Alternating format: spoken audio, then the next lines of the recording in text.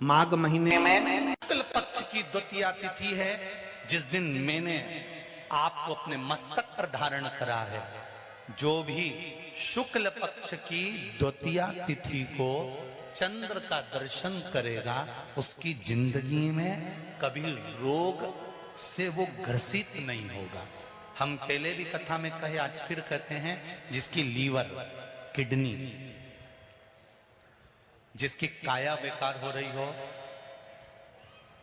चमड़ी सफेद पड़ रही हो, काले काले छट्टे पड़ रहे हो, सोराइसिस जैसी बीमारी हो गई हो, कैंसर जैसा रोग हो गया हो, बड़े से बड़ा रोग, अगर किडनी, लीवर कितना भी बेकार से बेकार हो गया, डैमेज से डैमेज हो गया, उसको शुक्ल पक्ष के द्वितीया चंद्रमा का दर्शन करना चाहिए। और शुक्ल पक्ष के द्वितीया चंद्रमा का दर्शन कर कर प्रदोष काल के समय पर, कौन सा काल? शाम के समय। प्रदोष काल मालूम है सबको? सूर्य जब डूबता है उसके 45 मिनट पहले से सूर्य डूब जाए उसके 45 मिनट बाद।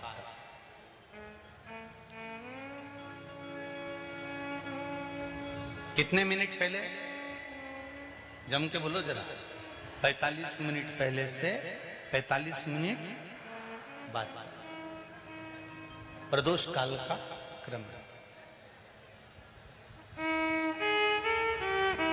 चंद्रदेव का दर्शन कर कर कच्चे दूध का छींटा, सफेद पुष्प चंद्र को समर्पित करो। सफेद चंदन का छींटा चंद्रदेव को दीजिए।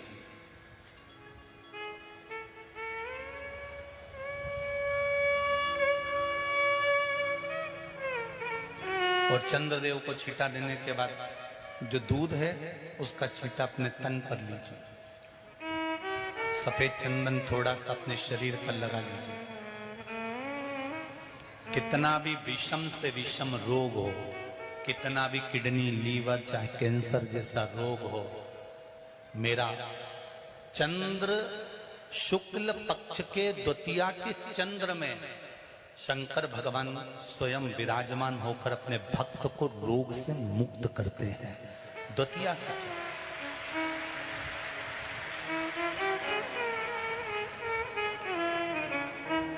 जम के बोलो, कौन सी तिथि है? शुक्ल पक्ष के द्वितीया तिथि का चंद्र का दर्शन व्यक्ति को जीवन का सुख देता है। जिसके आंखों में तकलीफ हो, श्रवण शक्ति में तकलीफ हो, बोलने में, मुख में तकलीफ उत्पन्न होती हो, भारी से भारी रोग, शुक्ल पक्ष की द्वितीया तिथि को भगवान शंकर ने चंद्रदेव को अपने मस्तक पर धारण करा। तो शंकर भगवान ने कह दिया, सुनो चंद्रदेव, आज शुक्ल पक्ष की द्वितीया तिथि को मैंने आपको अपने मस्तक पर धारण करा है। संसार में रहने वाला, मृत्यु लोक में रहने वाला, चाहे देवलोक में रहने वाला, चाहे जिस लोक में वो निवास कर रहा है, अगर शुक्ल पक्ष के द्वितीया तिथि के चंद्रमा का दर्शन करेगा तो वो रोग से मुक्त रहेगा। अब हमारे यहाँ इतनी अच्छी अच्छी तिथियां दी हैं, कैलेंडर तक में लिखा हुआ है कि चंद्र दर्शन। अब उसके बाद भी लोग चंद्र दर्शन नहीं करें तो फिर उनका भाग्य बेकार। पंचांग में लिखा है कि चंद्र दर्शन, बोलो सही है कि गलत है? उस पे पंचांग में लिखा है कि चंद्र दर्शन, शुक्ल पक्ष की द्वितीया तिथि चंद्र दर्शन। चंद्रदेव को दक्ष प्रजापति का श्राप लग गया। चंद्र, तुम मेरी एक पुत्री के प्रति स्नेह रखते हो और बाकी की पुत्रियों की ओर तुम देखते तक नहीं। बाकी की पुत्रियों की ओर तुम देखते तक नहीं। चंद्र, हे चंद्र, मैं तुम्हें श्राप देता हूं कि तुम्हें काया का रोग हो जाए, तुम्हारी काया गलना प्रारंभ हो जाए और तुम्हें तुम्हारे इस रोग से कभी मुक्ति नहीं मिलेगी। चंद्र दुखी हो गए।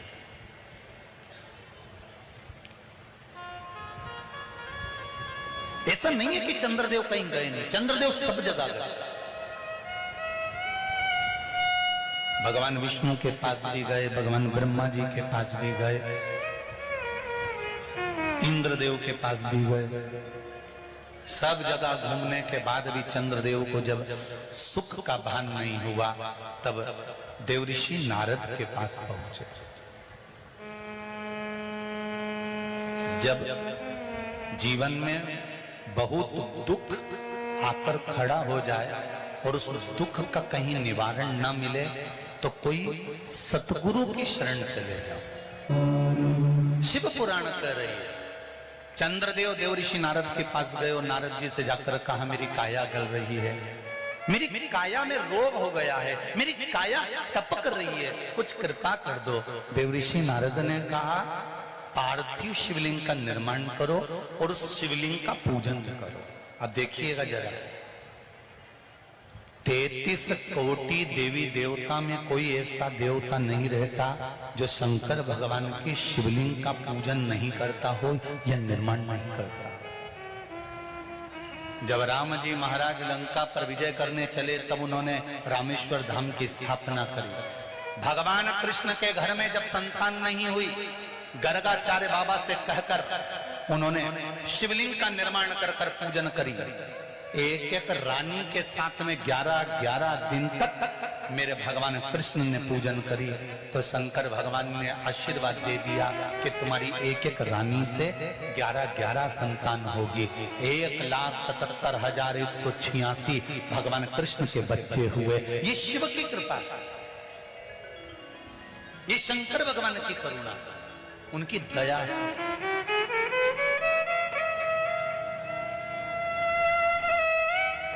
चंद्रदेव देवऋषि नारद के कहने पर शिवलिंग का निर्माण करते हैं, पूजन करते हैं, आराधना करते हैं, अर्चना करते हैं। चंद्रदेव भगवान शंकर की आराधना में डूब जाते हैं और आराधना करते करते करते करते करते भगवान शंकर प्रकट नहीं हुए, तब चंद्र और दुबले होते चले गए, और दुर्बल होते चले गए। शरीर चंद्रदेव का टेढ़ा होने लगा, क्योंकि केवल हड्डी का कंकाल चंद्रदेव का रह गया। मांस काया टपक टपक कर गिरती रही और चंद्रदेव की काया जब और शिथिल होती गई, एकदम दुर्बल होते चले गए। सारे पूरे महीने में चंद्र की स्थिति देखना और शुक्ल पक्ष के द्वितीया तिथि के चंद्र की स्थिति देखना। शुक्ल पक्ष का द्वितीया का जो चंद्रमा होता है वो एकदम पतला, कमजोर और वक्रीय सा होता है। किस किस ने करें दर्शन? करें आप लोगों ने दूज के चंद्रमा के? एकदम पतला, कमजोर, दुर्बल, वक्रीय सा नजर आता है। तब चंद्रदेव को देखा भगवान शंकर ने और लगा कि अब इसके प्राण रहने वाले नहीं। तब भगवान शंकर दौड़कर उस शिवलिंग में से प्रकट हो जाते हैं, चंद्र की काया ठीक कर देते हैं। तो चंद्र कहता है, आप कृपा करो। भगवान ने उसी चंद्र को, द्वितीया के चंद्र को अपने मस्तक पर धारण कर लिया और द्वितीया के चंद्र को मस्तक पर धारण कर भगवान शंकर ने कह दिया कि सुनो चंद्रदेव, आज शुक्ल पक्ष की द्वितीया तिथि है, जिस दिन मैंने आपको अपने मस्तक पर धारण करा है। जो भी शुक्ल पक्ष की द्वितीया तिथि को चंद्र का दर्शन करेगा, उसकी जिंदगी में कभी रोग से वो ग्रसित नहीं होगा।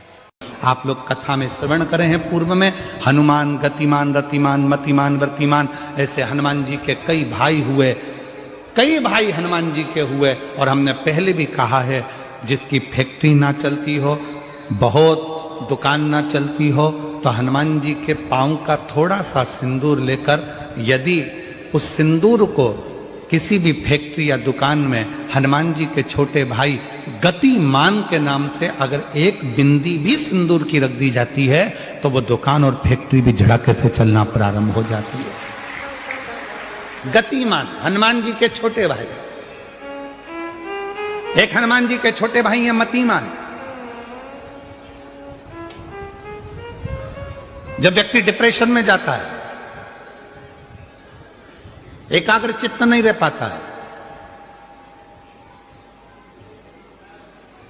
पढ़ने बैठता है पर एकदम मन नहीं लग पाता है, तो मतिमान का स्मरण किया जाता है। हनुमान जी के तीसरे नंबर के भाई का मतिमान।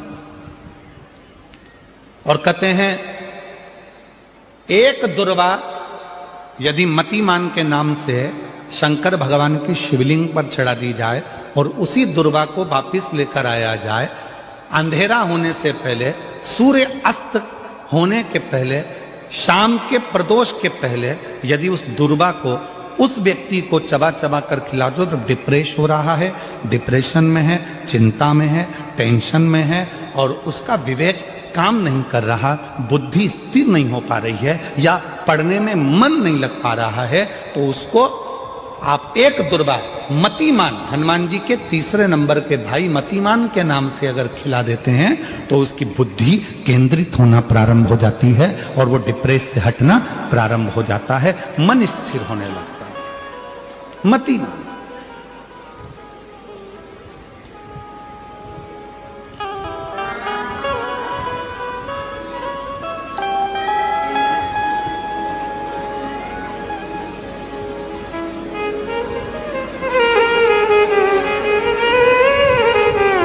और एक नाम आता है व्रतिमान। इसका प्रैक्टिकल तुम अभी यहीं से कर लेना, ठीक है?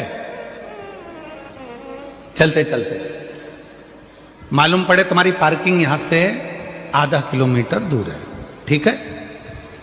अरे बोलो तो जम के।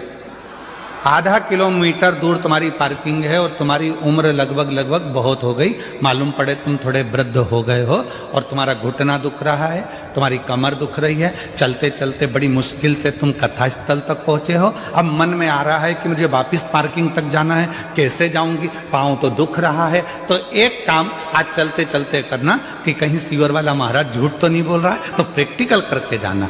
क्या करोगे? यहां से जाते समय आप जब जा रहे हो और आपके शरीर का कोई अंग जब दुख रहा है तो श्री शिवाय नमस्तुभ्यम कहकर श्री व्रतिमान हनुमान का स्मरण कर। किसका स्मरण करना है? जम के बोलो, व्रतिमान हनुमान। व्रतिमान हनुमान का स्मरण करके कहीं पर भी बैठकर अपने पांव की छोटी वाली जो उंगली है उसको जम के दबाना और दबाने के बाद चल देना। जिस जगह पर भी दर्द हो रहा होगा मेरा बाबा आपको मंजिल तक पहुंचाएगा, दर्द होने नहीं देगा। कल नहीं करना, प्रैक्टिकल आज ही करना। काल करे सो आज कर।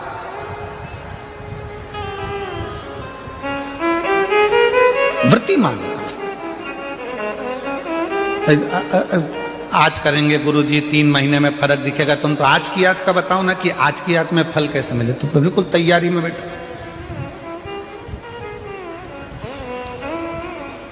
जाते जाते व्रतिमान हनुमान भगवान श्री शिवाय नमस्तुभ्यम का स्मरण कर कर एक ऊर्जा के साथ, ताजगी के साथ चलते जाओ।